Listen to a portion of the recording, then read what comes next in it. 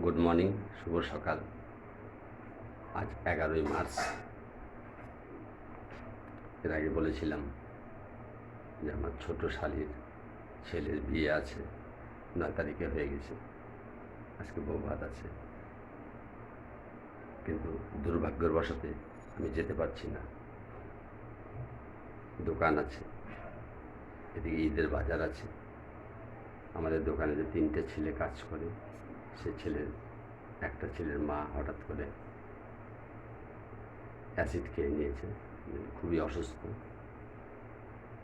হসপিটালে আইসিইউতে ভর্তি আছে। ছেলেটা আসতে তো পারবেই না, মায়ের এরকম অবস্থা, ছেলেটাকে আসতে পারে? এবার দুজনকে নিয়ে চলতে হচ্ছে, খুবই ভিড় বাজারে। এই জন্য বিয়েবাড়িতে অ্যাটেন্ড করতে পারছি না।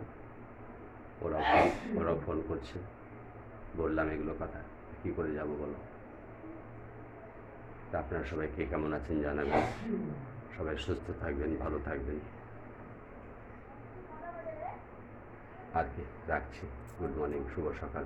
বেশি কিছু বলবো না, দোকান যাওয়ার সময় হয়ে গেছে।